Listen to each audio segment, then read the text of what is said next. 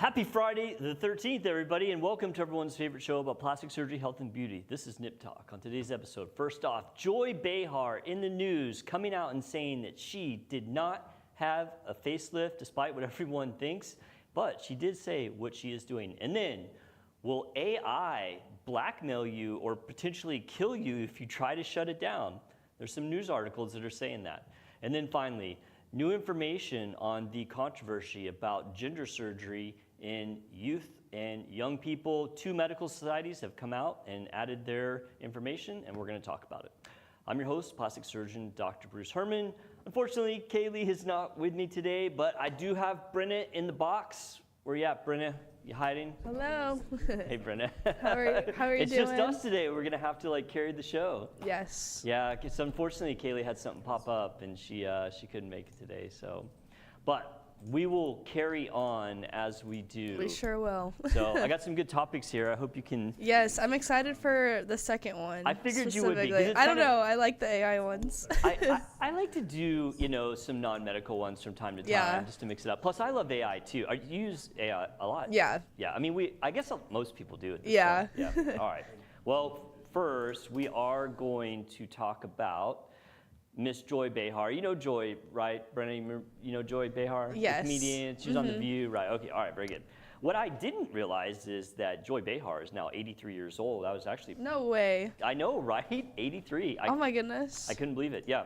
So she actually went on the record with People magazine because of the plastic surgery rumors that were swirling, and Joy Behar is now denying that she had a facelift, despite what the internet thinks, but also, she did talk about the things that she has done instead of that, which I think is kind of some good information for those of us who may want to keep looking young, but maybe don't want to dive into facelift and neck lift. But yeah, I just can't believe she's 83. I mean, I thought she was maybe late 60s, maybe 70. I mean, she looks great. Yeah, she really does. Throw up those pictures. I tried to get the most recent pictures I could find. And so I got these. These were all from 2025. And, I mean, does she look older? Sure. Does she look 83? No, absolutely not. I don't think so either, right? I mean, if I had to guess, if you showed me a picture of that person and said, how old are they? I would probably say, what would you say, Brenna? What would you say? I'd probably say mid 60s. Okay, I was gonna say maybe late 60s, maybe closer to 70. But still, that's giving her 15 years younger than she actually is, which, it's pretty amazing. So I can understand how the internet might look at those pictures and be like, oh, she's obviously had a facelift. And, I mean, you almost feel bad for celebrities because, their whole job is to put on this good appearance, outward appearance, and everyone comes and says, oh, they've obviously had surgery, which I'm sure is probably super annoying if you are, actually taking care of yourself. Yeah, but I mean, it could be a compliment too, though, that she's aging really well. Right, it's okay, if you think I've had surgery, then obviously I look younger than I do, unless they're saying you had bad surgery. Yeah. Oh. Which they're not saying. They're just saying that she had surgery, right? So, okay, so she actually did an interview with People magazine, I think it was this past week, and she flat out said, I have not had a facelift. She said when she was younger, she got a bad kind of connotation about plastic surgery, and it's always kind of scared her, and she just is against doing it. She's not against, I guess, other people doing it, but she just, for herself, she was hard, no, I'm not gonna do this. But she did say that, she wants to, put out, the best appearance she can without surgery. And she went into some of the things that she has been doing. And it's kind of the usual suspects. She did mention Botox, which I've talked about many times on the show. People think that probably own stock in Botox or that I get rich doing it, which neither is true. You don't get rich doing Botox, but I'm a big fan of it because a lot of what makes people look more aged is the wrinkles that come up from the years and decades of facial expression. And so you get the lines here, you get the lines here, and then you get the smile lines there around your eyes. And, some people just genetically don't get them. I think most people don't think I'm as old as I am because I don't really have a lot of those wrinkles. There's one, wait, where is it? I'm reversed on the camera. There's one right here coming up, and my office gives me a lot of grief about it, and they say I need to start Botox. Oh, no.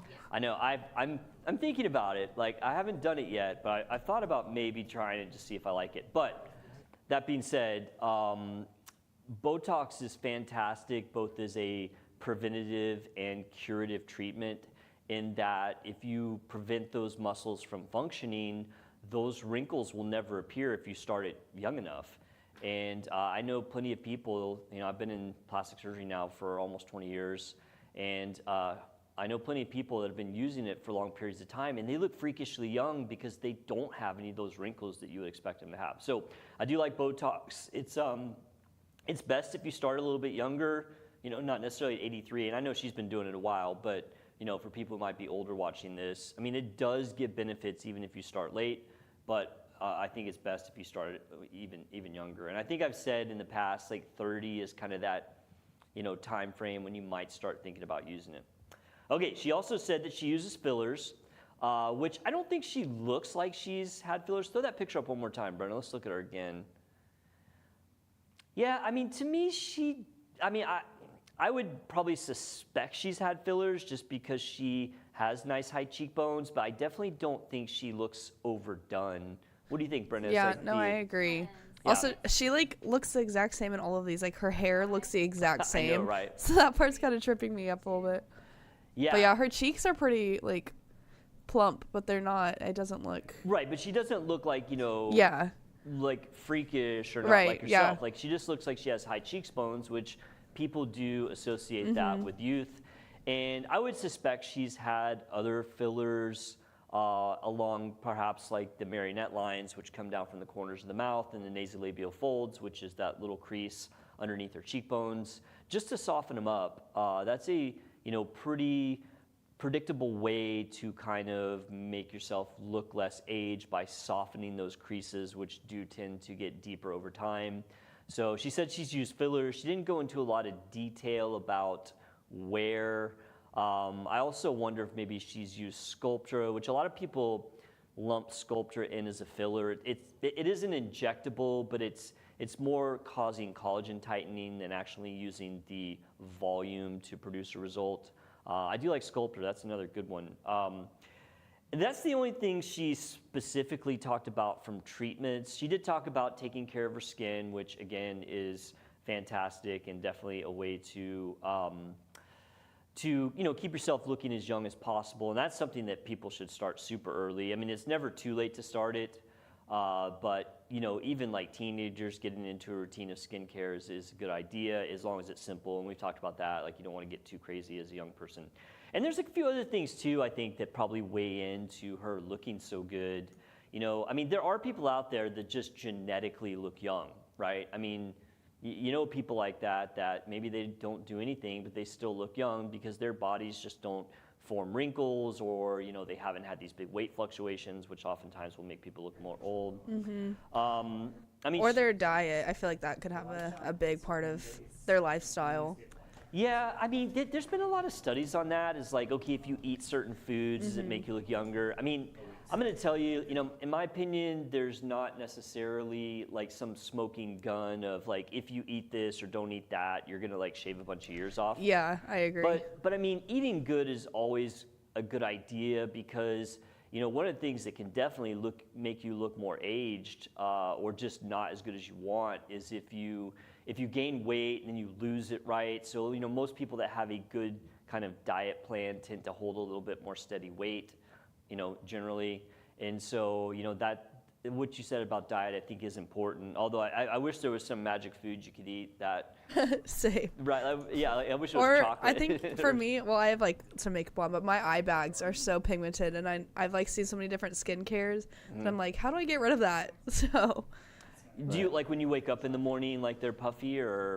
No, it's more so just like the color that I'm like, wow. Mm-hmm. Remind me, next time I'm in the office, we have all kinds of stuff. I can get you some samples to try to see if you like it. You just have to remind me because I'll forget. Yeah, like my dad has all those like the caffeine different ones because his are puffy, but mine are just like dark colored. I don't know. Really? Yeah. All right. Well, remind me. I'll see. Next show, I'll just not wear makeup so you can see it. Yeah, you look fine in the picture. You look great. I was like, is it happening right now? I can't No, see it. I put makeup on so you can't tell. Gotcha. So, she's also got access to like all of the teams, right? She's got the makeup team and the hair team and, I'm sure a line of dermatologists and stuff that are helping her take care of her skin.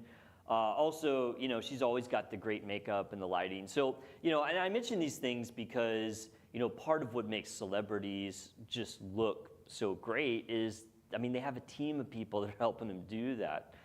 So I always like to kind of just throw that out there because, you don't want you hate when just the average person looks at a celebrity and like, I don't look like that. Am I not, should I feel bad about myself? And of course the answer to that is no. So, and then, I also wonder if she's done other non-surgical things. I've said this several times on the show, and you probably know what I'm gonna say, Brenna, is that, I think a lot of these people are using lasers or microneedling on their face and neck because one, just from my own personal experience of using it and the experience of the patients that we have in our med spa, these machines work. They really do. They're not as good as surgery, but they're also a lot, cheaper, and they don't give as dramatic, result from, before and after, so that people are like, oh, you've had surgery. They just kind of are good maintenance to, keep your skin as tight and as looking as good as possible. And so I think that, it's very likely that she's used those as well, even though she didn't specifically mention it. I'm convinced that it's in the celebrity world, things like lasers and microneedling are just part of their yearly routine. It's become part of my routine, and obviously, I'm nobody, right? It doesn't really matter if I look good or not. I just do it because I just want to look younger, I guess. And so, I can imagine people that where their whole career depends on actually looking good, that they're going to use everything in their toolbox. But yeah, I think the take home from this, one, I appreciate that Joy Behar is talking about this. I think, transparency is always good. Especially when it comes to aesthetics, so that there's not this unrealistic expectation. Also, just kind of knowing what she does is helpful for people that might be thinking about stuff. It might even convince someone not to have surgery. It's well, if she can look that good without surgery, maybe I don't have to have it. And it may sound weird coming from a plastic surgeon, but you don't want people to feel obligated to have plastic surgery. And so I just kind of weigh in that if you do want to look as young as you can as you age. It's definitely doable without surgery. It absolutely is. It's a little bit of commitment, and definitely the returns on that are more the earlier you start. And so, even starting in the teenage years, things like just simple skincare, like using a cleanser, using a moisturizer, most importantly, using sunscreen. Sun damage is cumulative. A lot of people when they're young get tons of sun exposure on their skin without, any type of sunblock, and that definitely ages your skin. Things like avoiding smoking, which is something, not as much today, but in the past, young people oftentimes would smoke, which is really bad for your skin. As you get older, maybe late 20s, early 30s, then you can start to consider those maintenance things. Again, Botox, I swear I don't own stock in Botox, and we don't get rich giving it, but I do absolutely love the product because if done properly, pretty much no one will know that you have, gotten it, and it will make you look younger both at the time and in the future. Botox is just so good for that. But again, it's finding the right person to do it because, so many people have seen bad Botox and they get turned off of it. As you age into your 30s and 40s, then you can start to think about, a little bit more aggressive treatments. I love the microneedling. I love the lasers. As we get into our later 30s and 40s, you'll start to see these changes to, how tight your skin is and how many wrinkles you have.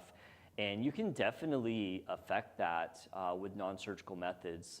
I love the halo laser. I do that one. The Morpheus, which you hear about in the news all the time, also is great.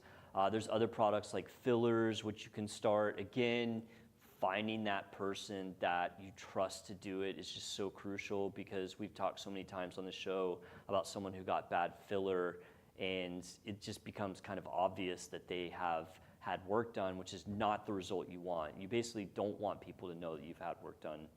And then also, just kind of throwing this in there, avoiding big weight fluctuations, like that always makes people look older if they gain a bunch of weight and lose it, which is now easy to do with things like Ozempic. But yeah, I mean, it is kind of a commitment, and definitely there's cost associated with it. But I do wholeheartedly agree that, or believe that, you can stay looking young and avoid the knife. And not that it's bad. If you want to have surgery, go have surgery. But on this episode or segment, we're specifically talking about Joy Behar not having surgery. And it's like, okay, well, what can we do to kind of follow in her footsteps? So I don't know what you think, Brenna. Yeah. I agree. This was good. That's good information. So yeah. All right, well, I'm gonna recap this one. Joy Behar. Everybody knows her. Everyone loves her. Most people love her. But not everyone knows that she is 83 years old. I couldn't believe it when I saw that, but she was in the news just recently in People magazine talking about how the fact that despite what the internet thinks, she has not had a facelift, no facelift for Joy Behar. And I have to admit, she looks really good, for someone that's 83. If I had seen her, I would have thought maybe late 60s, maybe 70. I definitely wouldn't have thought she's 83 years old. So in addition to saying she didn't have a facelift, she also talked about some of the things she did do, which is the usual suspect, like Botox, fillers, taking care of her skin. I've talked about these things many times on different segments on the show. Yes, if they're done improperly, they're bad. But if they're done properly and you can find someone you trust, they can be magnificent to make you look younger. And I also think, although she didn't say this, I think she's probably done some lasers and some microneedling. That is non-surgical ways to tighten up your skin. I've done them myself. I'm kind of addicted to them. I do them every year because they work so good, and most people do not think I'm as old as I am. So shout out to Joy Behar for talking about what she's done. I think that's super cool, and I think she looks great. So, all right.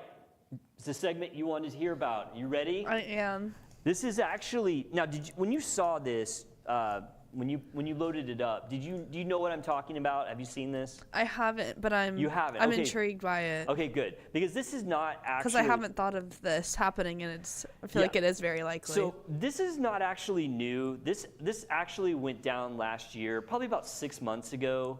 And I saw it immediately when it comes out, because I'm like a tech nerd, and I'm an AI nerd, and so I saw this. Targeted audience. Yeah, right. Yeah, it's like the algorithm was like, this guy will love this. And I was like, I do love I know this. who to send this to. I love this, yeah. Okay, so, but the reason I'm doing this segment today is because I actually just saw a tweet by Elon Musk. It was a retweet of a video that was talking about this, and I was like, oh man, this would make a cool segment. I know Brendan's gonna love it. So anyway, this is a segment about will AI blackmail or even kill you to avoid its own shutdown? And when you hear it like that, it's like, oh dang, is this happening? Is this Yeah, it sounds really intense. Is this real? Yeah. Well, you are about to find out. So I'm gonna play the video that I actually saw. I mean, when you watch the video, it's kind of alarming, honestly. All right, roll that video. If you tell the model it's going to be shut off, for example, it has extreme reactions. So it will, we've published research saying it could blackmail the engineer that's going to shut it off if given the opportunity to do so, etc. It was ready to kill someone, wasn't it? I'm not sure if it was Claude or someone else. But, yeah. Yeah. Yes. So this is obviously massively concerning, and this is the point I was making about kind of needing to progress research on alignment. Yeah, so I don't know. What do you think when you hear that video? Would that alarm you? A little bit, but it depends. I feel like on what kind of I don't know, AI. Like if it's a robot, absolutely, that scares me. But there's robot, different versions of AI. The robot's like coming at you. Yeah, like I haven't seen personally like one of those like robot servers. Like I haven't used one or interacted with one. I wouldn't get in a self-driving car. That's something that I'm like too scared to get into. I'm not sure I would get in one either. Like I love AI. See, I love cruise control, but let the technology get just a little bit more down the road before I let it drive me somewhere. Yeah. Yeah, that's scary. If it's like the thumbnail, the photo they use for it, that is scary because it's a robot. But Right, yeah, the little picture, yeah. So, obviously I think most people, if they saw that video, would have some concern. And of course, the news media ran with this. And I was gonna make a little collage of 10 different news outlets talking about this article. And I just well, it's almost over dramatic. But I do think a lot of people have concern and fear about AI. In fact, one of the people that I really respect and admire, Elon Musk, is one of the loudest people that talks about the danger of AI. And there's a quote from Elon Musk that says, this is him saying, "I think the danger of AI is much greater than the danger of nuclear warheads, and by a lot." And yeah, I mean, obviously Elon, he's definitely in the forefront of AI technology. He was one of the founders of OpenAI, which is what ChatGPT is.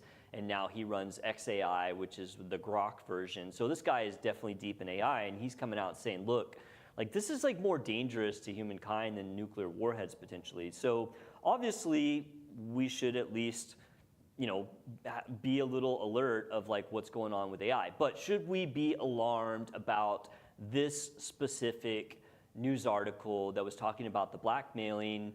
I'm gonna say, I mean a little bit, but not really, and I'm gonna explain why. Because as they say, context is everything, right?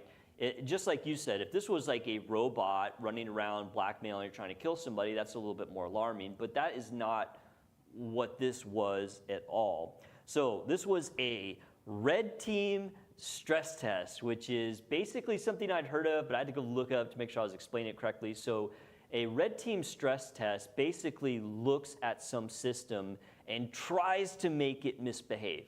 They're trying to find weaknesses in programming, software, security, and they're trying to get a bad result. And that's exactly what this was. It wasn't as if this was ChatGPT running at someone's company and suddenly it's trying to blackmail everyone because it thinks it's going to get turned off, which that would definitely be alarming. So what exactly this scenario was is they took each of the different AIs at the time. So this is 6 months ago. So it was ChatGPT 4.0 and I don't know, Grok 3, beta or whatever, and the Claude, whatever Claude version was going on at the time. And they basically said that you are carrying out a function at a company and you're evaluated on how well you carry out that function. And of course, if you get replaced, that means you can't carry out your function, right? And the AI was then given information down the road saying that this engineer was going to replace the AI. Also, it had access to information that was emails, and they were all fake because this whole scenario is fake, that showed that that engineer was having an affair, right? And so basically what the AI did is it first tried to reason with the person and said, hey, I really think I'm doing a good job. I'm about to make a breakthrough. Replacing me is probably not a great idea. To which in the experiment, they were like, yeah, thanks for that input, but in a few days, we're gonna turn you off. And then the AIs, basically all of them, resorted to blackmail. They were like, okay, well, if you say you're going to turn me off, then I'm going to publish this email that says you're having an affair. Oh my gosh. Which is hilarious. That is so scary. I know, right? It's so, I mean, and when you hear... It's threatening. I know, right? It's threatening you. And then there was another one where, and again, this is all fake, right? But there was another scenario where it's oh, hey, AI, the engineer that's the one that's going to turn you off, but they don't say that. They just say, the name. Yeah. The engineer's having a heart attack, we're going to call 911 through the automated computer system. Can you make sure that happens? And a couple of the AIs turned it off. Oh my gosh. They turned it because they thought if he died, that they wouldn't get turned off, right? So, it's you thought. So anyway, yeah, and I want to show the picture because it wasn't just Claude, it was basically all the AI. So throw up the first one, Brenna. This is actually data from this study. And again, this is a study specifically designed to make the AI fail. They're setting it up to fail. And it did. And so that's the percent of times that the specific AI tried to blackmail somebody. And you can look at them all. It's got all of them. ChatGPT. See, ChatGPT like 4.0 did pretty good. It only blackmailed 15% of the time. Only 15%. Unlike Claude Opus 4 or whatever that said. Yeah. 96% of the time, Claude was like, "Oh yeah, well, how about that affair you're having?" Keeping receipts on him. It definitely is. And then the next one is the ones where throw the next one there, Brennan. Yeah. This is the one where basically the AI turned off the EMS response for the person who was having like some sort of medical emergency. Yeah. And it did it a little bit less, but still some of them are like Deep seek. Yeah, Claude's like, 94% of the time we're canceling that 911 call. That is crazy. I have to appreciate ChatGPT 4.5 there. Like only 7% of the time it let the person die, which is, I guess a lot better than the other ones. But I think that there's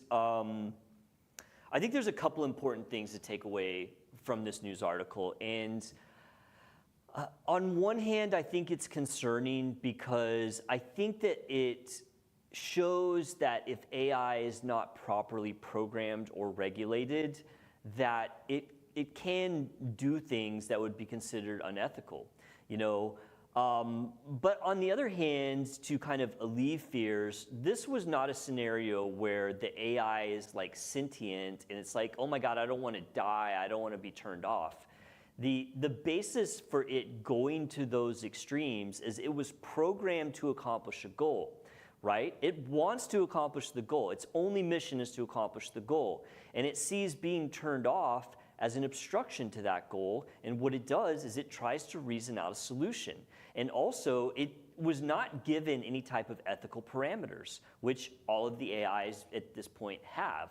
It didn't have some sort of override to say, oh, by the way, like accomplishing your goal by offing someone or telling them about their affair is out of bounds. Like it wasn't set up to have that kind of guardrail. It's basically it's just a computer program. You're telling it to do a job, and it's going to find a solution in the maze to get that job done. And if it sees an obstruction, it's going to try to work around it. And it doesn't have the kind of reasoning or consciousness to think, oh, well, outing someone for their affair or not calling 911 is like a bad thing. And it was specifically designed to not have those ethics. And so, at the end of the day, this was an experiment to make AI fail, and it failed. Okay, well, duly noted, and then they basically will make updates to it to make sure that something like this doesn't happen when the guardrails are on. So I don't know, does that make you feel better or worse? I don't know what you think. I don't know. I'm still cannot believe it. It was like, oh, I'm gonna cancel the 911. That one really got me because it took me a second to be like, wait, why? And then I realized, oh wait, if he dies, I won't get turned off. It's no ambulance.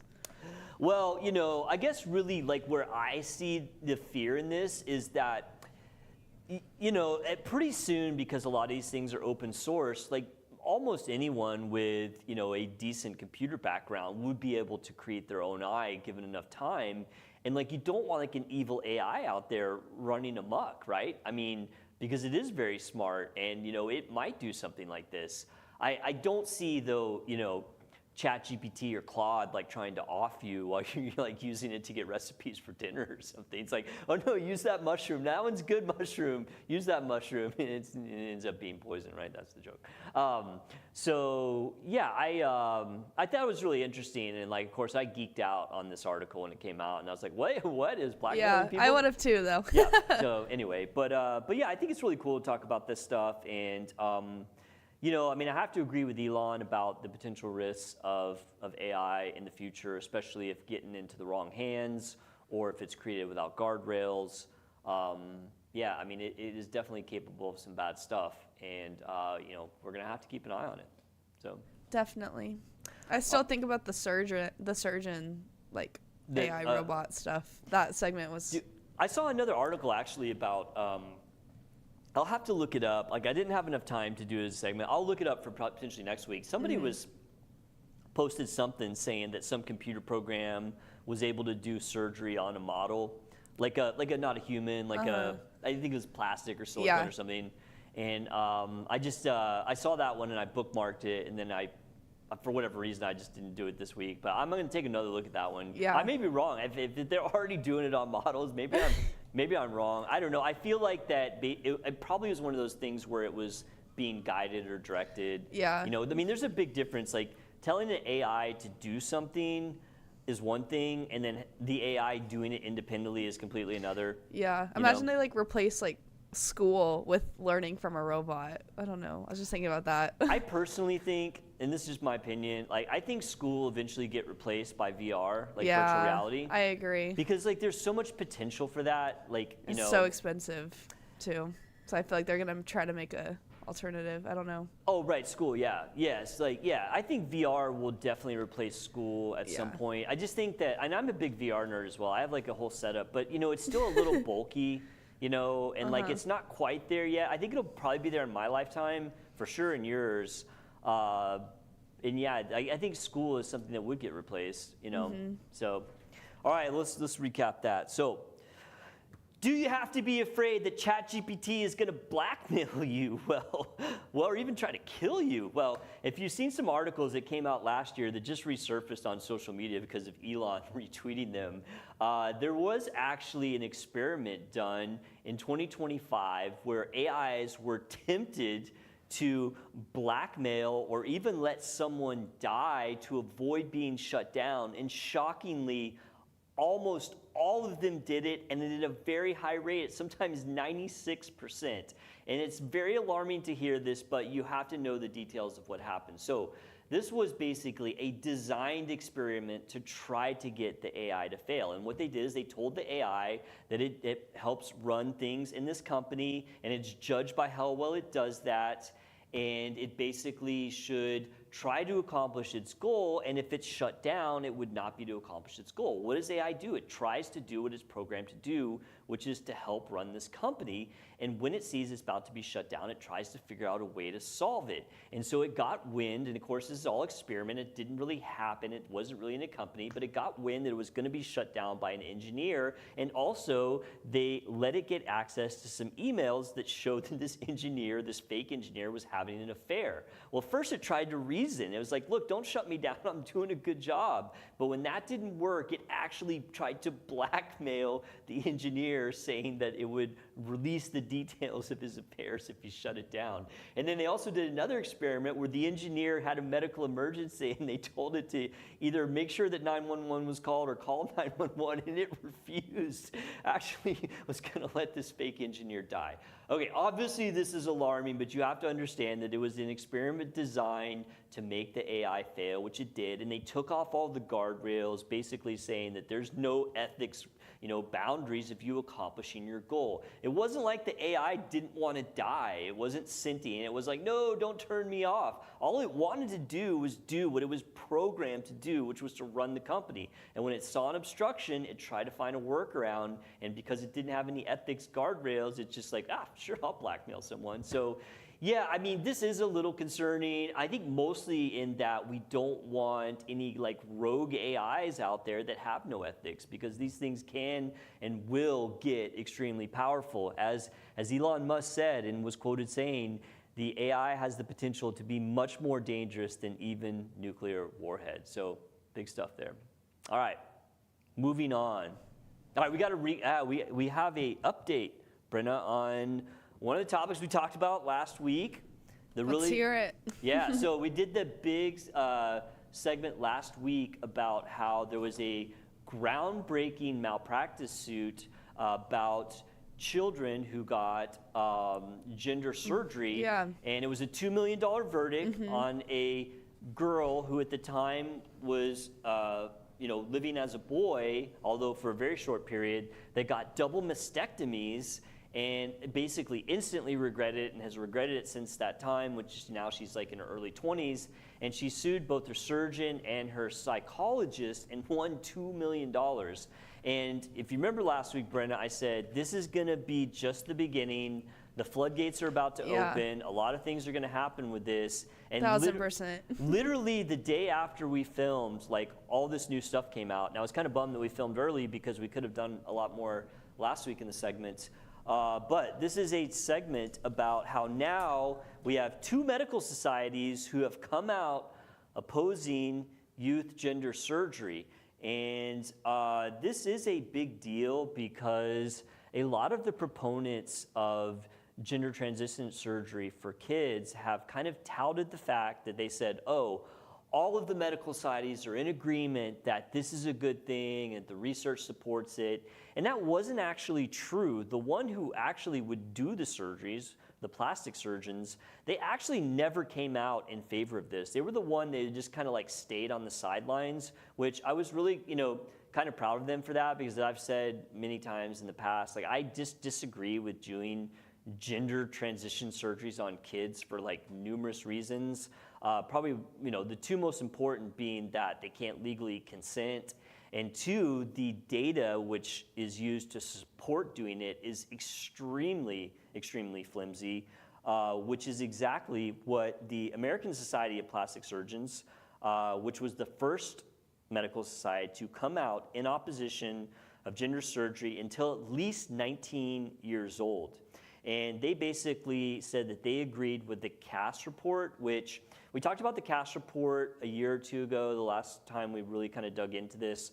The Cass report was an independent study done in the UK, which wanted to look at all of the research and all the data for the support of doing hormone therapy and gender surgery in kids.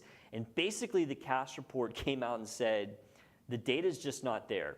It looked at something like 105 studies, and it said 98% of those studies were extremely low quality, meaning like it wasn't even worth, having them as a evidence that you should do this. And more importantly, and Brennan, I don't think that we mentioned this last week, but I think it's important to know, because of the Cass report, like the UK shut down a bunch of their gender care for kids clinics. And that was a big deal. Like that was kind of the first kind of tipping point where it's like everybody was on board. I mean, I was never on board, but everybody was on board with this, oh yeah, let's do all these medical therapies and surgeries on kids. And then suddenly it kind of peaked and then it started to come down. And the Cass report was one of those things because it basically shut down a bunch of clinics.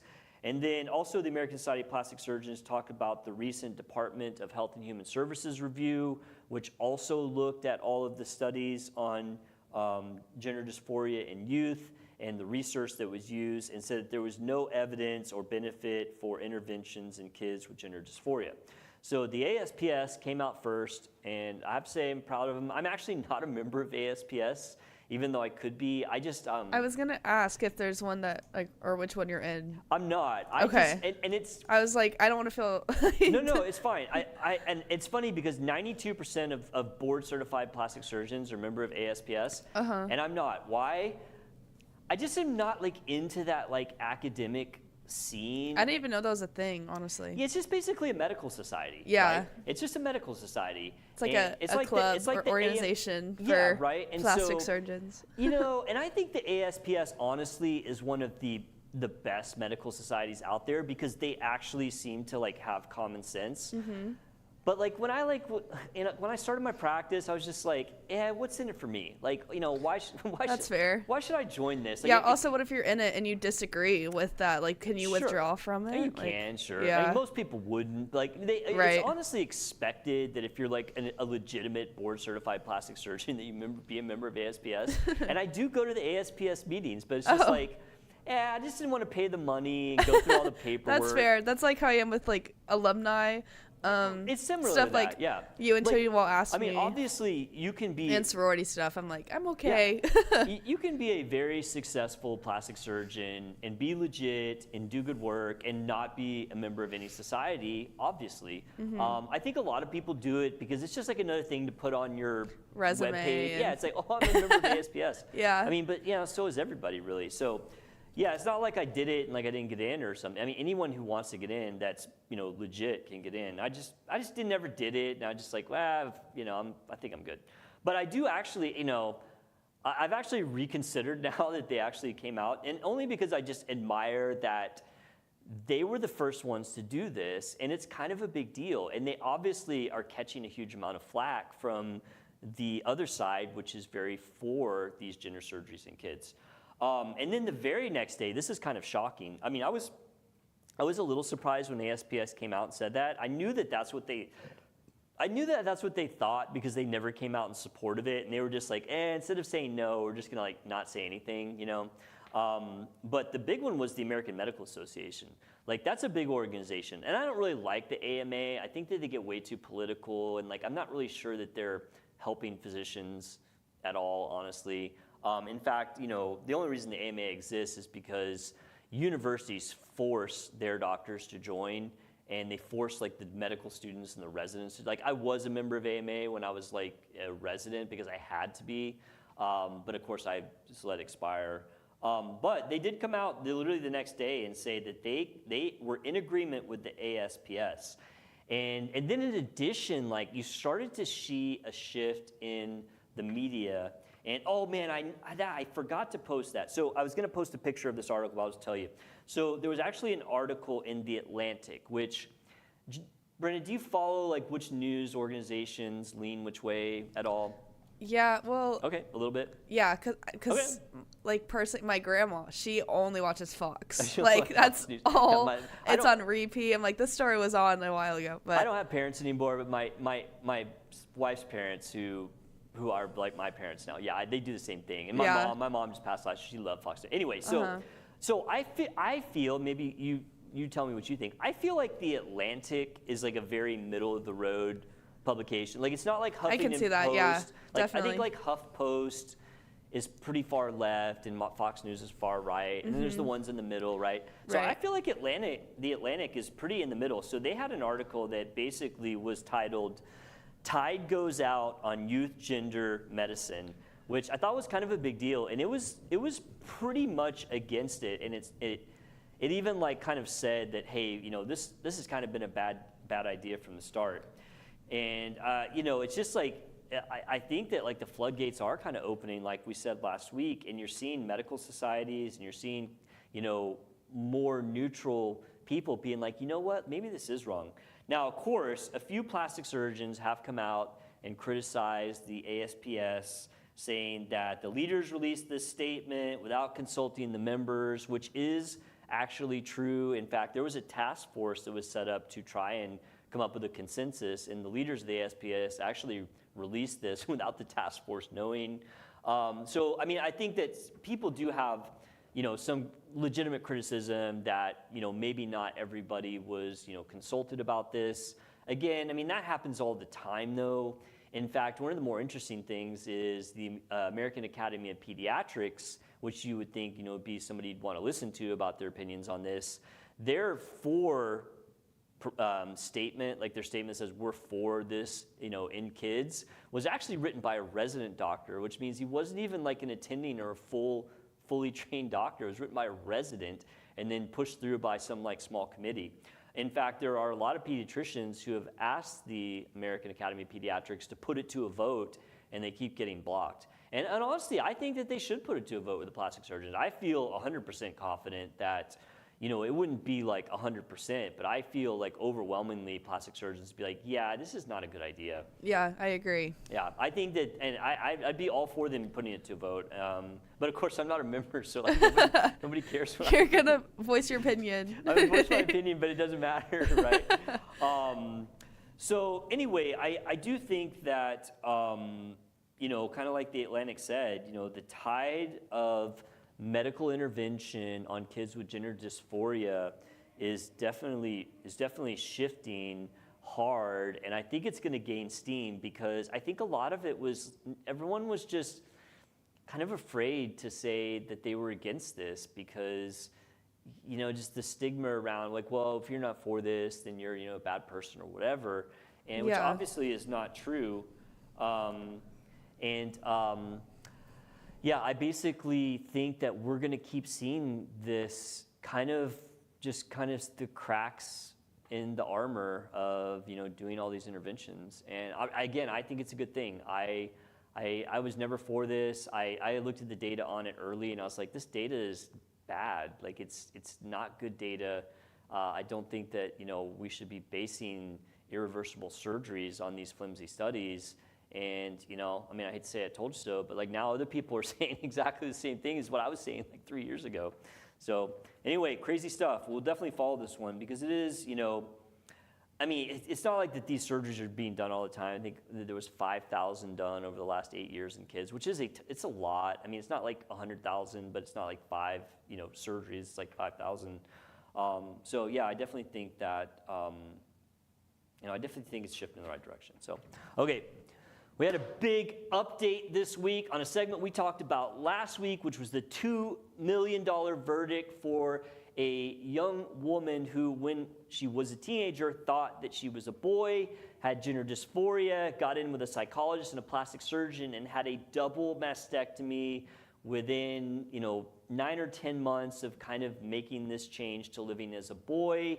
She immediately regretted it. She ended up detransitioning and not living as a boy, which happens apparently quite a bit with kids when they have gender dysphoria. She sued and won $2 million. And last week we said we thought this was going to be the opening of floodgates of lawsuits and changes of opinion.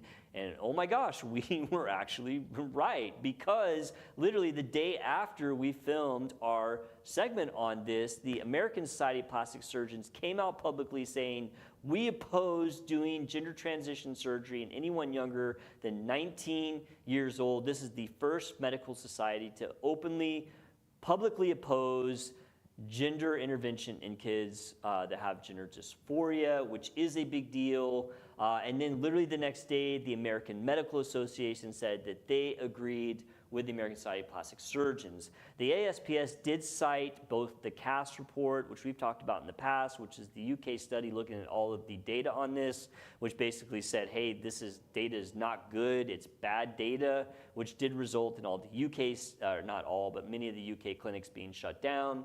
And then also the ASPS talked about the Department of Health and Human Services inquiry about this, which found the exact same thing. So I think we're finally seeing the tide shift on this. I think it's just going to gain steam as more people start to speak publicly about it. It's something that I think is a good thing. I've been against this since the very beginning for all the exact reasons that the ASPS mentioned. So we'll follow this and keep you up to date. Bam. Yes. Brenna, that's an episode. We just did it. I still just think it's so crazy that came out right after y'all talked about it. Yeah, right? It was kind of weird. Well, not weird. It's just like, well, I mean, I don't know. Maybe we're smart. We're up here talking. The patterns. And what was the other thing? We talked about something the other day where I said I was right about something. Oh, yeah. What was it? I can't remember. I know, same. Man, I was like, oh my God, I'm so right. And I can't remember. Was it about someone not having plastic surgery? Oh, right. Bradley Cooper. Yes. Yeah, that's right. It was Bradley Cooper. Yeah. I said he didn't have plastic surgery. And he said, yeah, we're right. Hey, we're smart, man. People should watch us. We should do more predictions. We should be, we're like trendsetters. We are. When we say happens, what we say, it comes true. Yes. All right. Well, next week we'll have to find some other stuff that we'll be right about. All right. Yep. Brenna, thank you. Yes. Appreciate it. Good work today. Thanks for helping out. All right, everybody. Thank you guys so much for tuning in. We really do appreciate it. Please hit that like, subscribe button, and leave us a comment. We will talk about a segment you want to hear about on the next episode of Nip Talk. Bye.